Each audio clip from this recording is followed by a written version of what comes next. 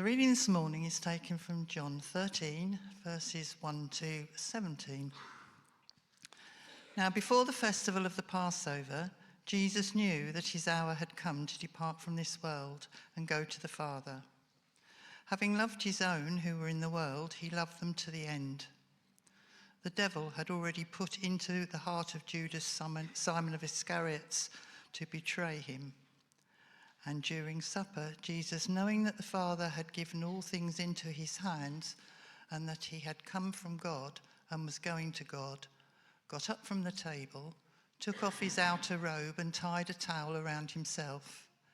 Then he poured water into a basin and began to wash the disciples' feet and to wipe them with the towel that was tied around him. He came to Simon Peter, who said to him, "Lord, are you going to wash my feet?" Jesus answered, "You do not know now what I am doing, but later you will understand." Peter said to him, "You will never wash my feet." Jesus answered, "Unless I wash you, you have no share with me." Simon Peter said to him, "Lord, not my feet only, but also my hands and my head." Jesus said to him, "One who has bathed does not need to wash except for the feet, but is entirely clean, and you are clean, though not all of you." For he knew who was to betray him. For this reason he said, "Not all of you are clean." After he had washed their feet and had put on his robe and had returned to the table, he said to them, "Do you know what I have done to you? You call me teacher and Lord, and you are right, for that is what I am. So if I, your Lord and teacher, have washed your feet, you also ought to wash one another's feet. For I have set you an example that you also should do as I have done to you. Very truly, I tell you, servants are not greater than their master, nor are messengers greater than the one who sent them. If you know these things, you are blessed if you do them."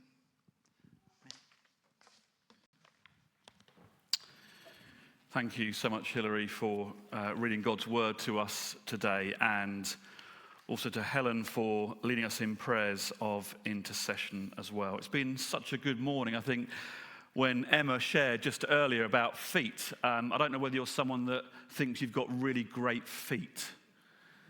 I don't think I've ever met anyone who says my feet are beautiful. Not mine, theirs. My feet are terrible. Not many of us are proud of our feet. But I'm going to talk about feet this morning. And we are on the second of a talks on Christian leadership and all that leadership means in our world today. And last Sunday and today and next Sunday, the focus is on particularly servant leadership. And so last Sunday I spoke from Mark's Gospel about that, and today will be John's, and next week Nick will speak to us from Philippians about the different ways in which servant leadership is understood. But I'm going to talk to you a little bit about feet. But before I do, yesterday a few of us went to a football match. There was about 20 of us went to Forest Green Rovers against Solihull Moors. Now, it's not the biggest match of the weekend. Preston North End, Aston Villa is. But we went on a minibus yesterday, and the driver said to us, and Paul, he's just coming into the church right now, he said, "I've got a Spotify jam that you can all add your music to." Well, Christians don't always get on. And the song choices created a bit of conflict. And it's a bit of a vulnerable thing to put a song choice on a Spotify playlist for others to listen to. Are they going to like it or not? And it was amazing, actually, that we had lots of different genres of music, but the song that was sung most was "Shine, Jesus, Shine." So we're going to have to do that in church one Sunday. But aside from that, classic though it is, it was all about Led Zeppelin and soft cell. And so Led Zeppelin, A Whole Lot of Love, wasn't played. Why not? I do not know. But there was another Led Zeppelin song. But as I was just in worshipping this morning with you, I was just struck by Led Zeppelin's Whole Lot of Love. Rob, could you play that for us? But then soft cell is about tainted love. And sometimes we think about love in the sense of a bit like weights balancing. Is the love I've experienced or the love I've given tainted, or am I experiencing a whole lot of love? And right in the midst of John's gospel, for 12 chapters, it's been leading up to this point, and then for the next 9 chapters, it's just the days, the hours before Jesus' death on a cross and resurrection. We come into this most intimate moment of Jesus celebrating a Passover with his disciples. And I can't work out when I read the Gospel of John at this moment whether there's a whole lot of love or it's tainted love. He's got one who's going to betray him, Judas Iscariot.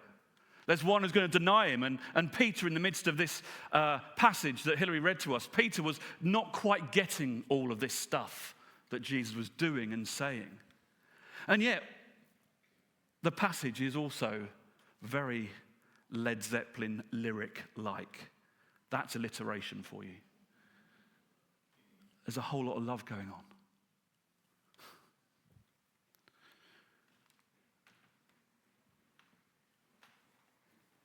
The foot washing is a strange occasion. It was just before the Passover festival. Jesus knew that the hour had come to leave this world and to go to the Father, having loved his own who were in the world. He loved them to the end. I love that phrase, he loved them to the end. What does that mean, though?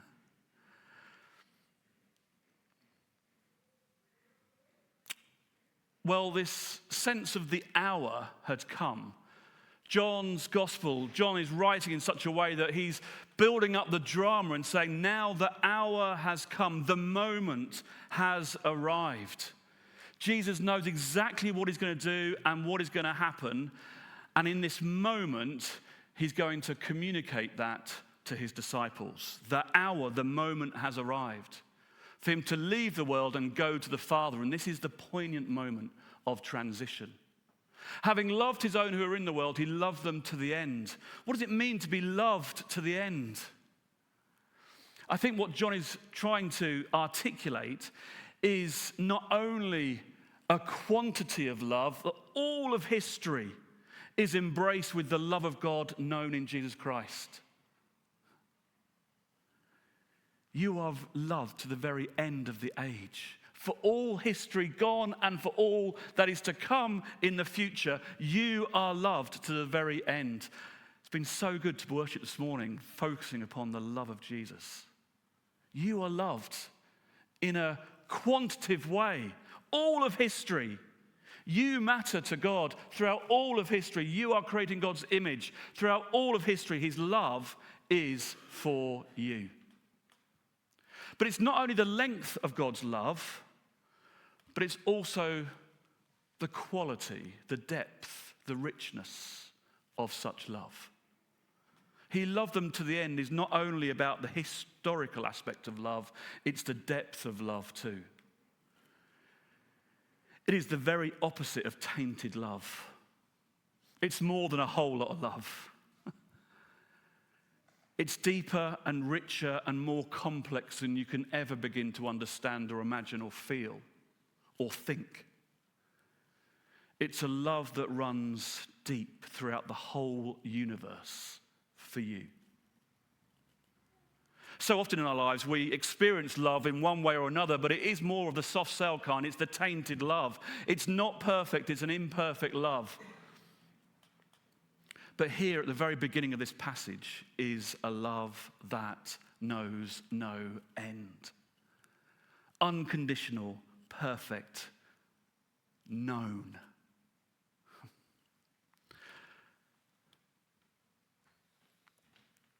Servant leadership begins with limitless love. If you see an act of service, or if someone has a position of servanthood, then limitless love must be the foundation and the motivation of such serving. When deacons, and we'll hear a little bit from deacons a bit later, when they serve, or when any of us serve, it must be in the context of having experienced the limitless love of God, out of which brings motivation to share such limitless love to a broken world. So what does this mean? Well, it means this.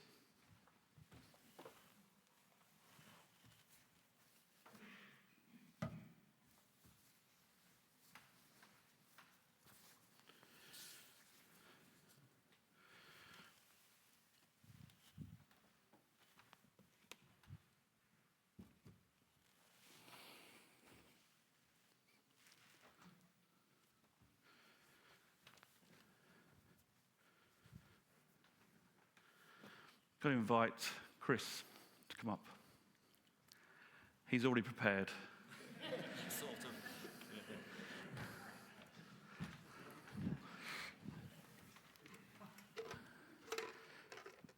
Are you comfortable? Oh, absolutely, yes.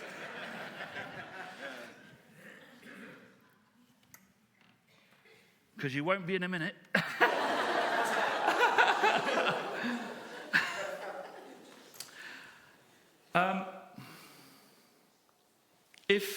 If servant leadership is rooted, established, founded with limitless love, then there's also something about servant leadership rooted not only in limitless love, but also in Jesus' own identity. Jesus knew that the Father had put all things under his power and that he had come from God and was returning to God. So, in knowledge and awareness of his own power and identity, with the authority that is given to him by the Father, it's in that understanding of who he is that he gets up from the meal.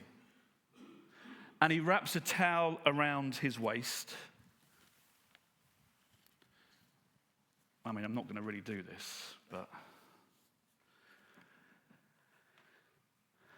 And after he poured water into a basin, and Amanda has lovingly prepared this so it's lukewarm.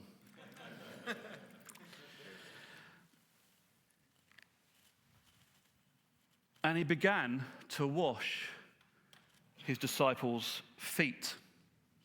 Now, there's no expense spared with this. This is molten brown. I know, I'm so middle class.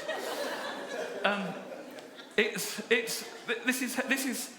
is how kind of weird I am. I got it for Christmas, and I've only used. Whereas Hannah couldn't be here today. She's ill overnight. She's not been very well overnight at all. And I went out yesterday and bought her a molten brown because she uses it so liberally. So ridiculously. Can you go offline? So annoyingly. But molten brown gold.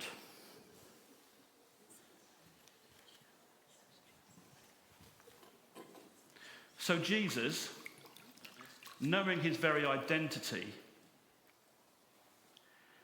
he didn't use his power or authority to lord it over people. He didn't use his power and authority to win with force. He didn't use his power and authority picking up the sword like Peter. His battle cry, Jesus' battle cry, was sacrificial love. There's no one like Jesus. It was out of the context of limitless love and in knowledge of being teacher and Lord that he became host. Hospitality is a wonderful, wonderful Christian act of servanthood. You're going to love this. I am. I'm so looking forward to it.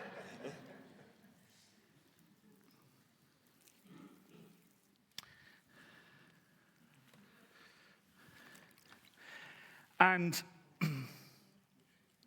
servanthood, the serving that Jesus did, well, it was a bit awkward because as they arrived in the room for the supper, feet were dusty and dirty and smelly, and people had worn sandals. You know, Birkenstock makes sandals cool these days. But the sandals were possibly ripped, and they came and they sat down, and the sandals were taken off only when Jesus got up. Because what happened is that when they entered the room, there was no one to wash their feet. Bit embarrassing. There's a meal, and usually a meal, you have a host who has a servant, and the servant washes the feet. But there was no servant available. In fact, if you look in the Old Testament, Jewish servants weren't required to wash other Jewish people's feet. It was the Gentile servants, those outside the family of God, those outside the Jewish faith. They were the ones who could have the menial task to be the lowest of the low, to wash feet. But there was no Gentile servant, and there was no one around the table. They all looked at each other in a way which was awkward. No one got up. And in the spirit of awkwardness, in the spirit where there was a little bit of a battle going on between tainted love and a whole lot of love, Jesus, knowing himself as teacher and Lord, Jesus knowing himself as the one with authority and full of power, he gives it all up and says,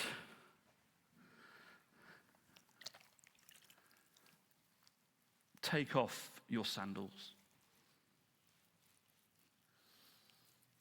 I will wash your feet. You don't understand what I'm doing for you. You don't understand the cost. And my goodness, it costs a whole lot more than molten brown at Christmas. We're not talking about finances here. Nothing of the sort. We're talking about a whole life given in love. We're talking about a whole life that knew such love, such sacrificial love.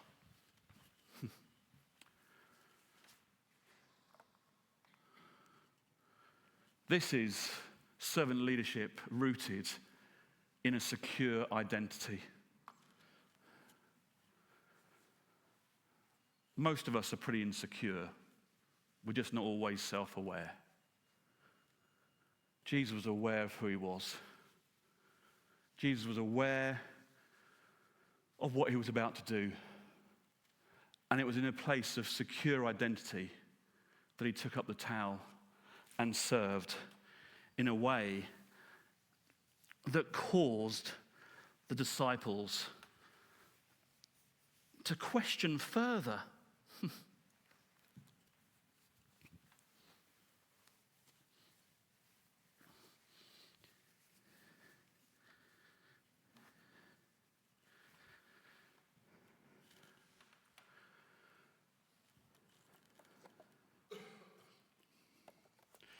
The act of foot washing was an act of personal hygiene. I hope you can smell how nice this is. It was an act of hospitality. It was an act of welcome. We've welcomed 7 people today. We welcomed 7 people last week. If you want to do a biblical overview of hospitality, wow. That's what we've just done today. Welcome. Hospitality. It was also a religious act. It wasn't just a Jewish thing. This foot washing was a religious act in other religions as well. But Jesus turned it on its head. And he basically said, true servanthood is found in the limitless love of God, which is found in my life and my obedient walk to the cross. The greatest act of love the world has ever known.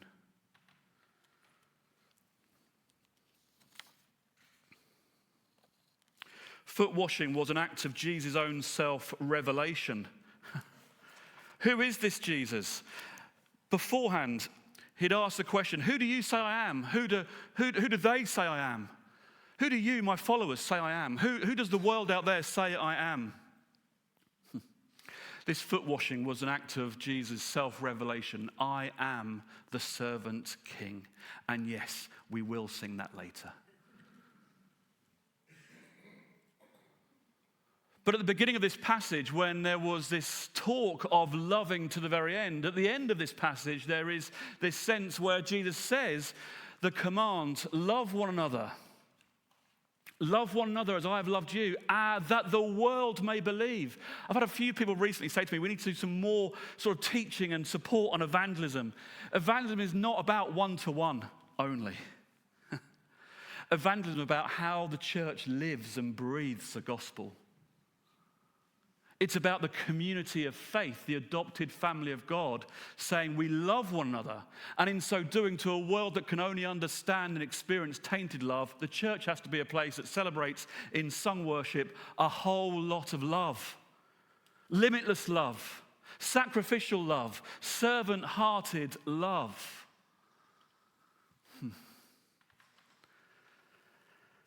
That's what we're about.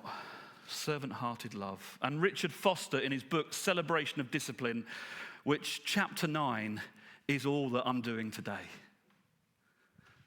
He says this: we must choose the difference between choosing to serve and choosing to be a servant. When we choose to serve, this is why I don't like the word rota, but it's necessary within church life. But when we choose to serve, we are still in charge. I'll choose to do that rota, but not that rota. I'll choose to do this, but not that. When we choose to serve, we are still in charge, Richard Foster says. We decide whom we will serve and when we will serve. And if we are in charge, we will worry a great deal about anyone stepping on us. That is, taking charge over us. But when we choose to be a servant, this is an identity. This isn't simply a role. We give up the right to be in charge. There is a great freedom in this, says Richard Foster. When we choose to be a servant, we surrender the right to decide who and when we serve. We become available and vulnerable. This is about seeing all of life through the lens of a servant.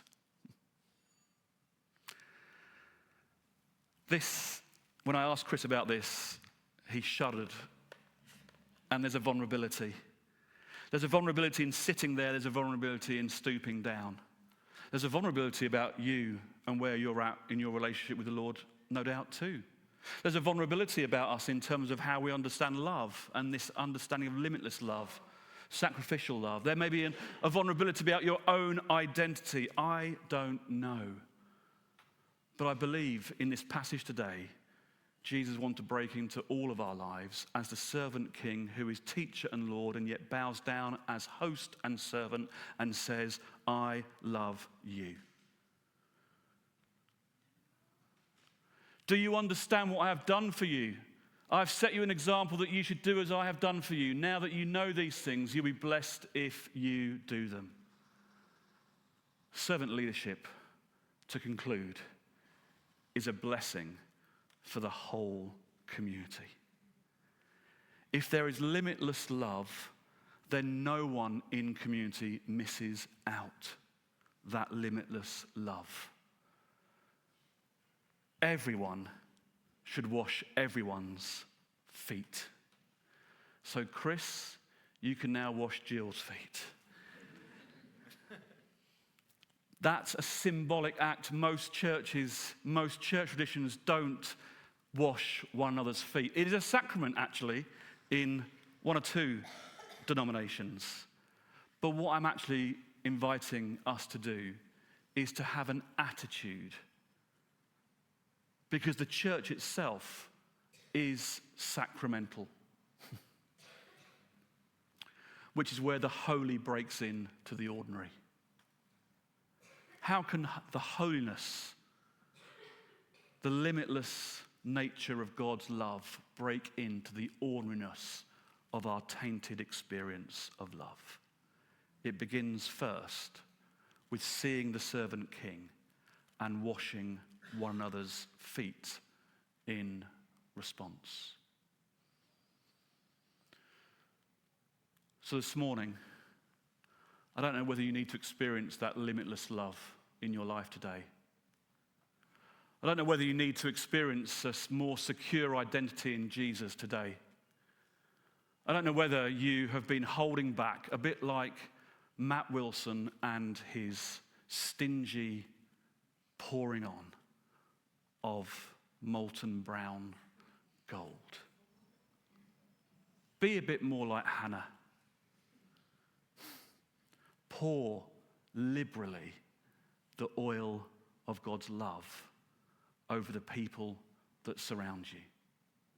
Bless the community, and then enact John 13, 33 to 35. Amen.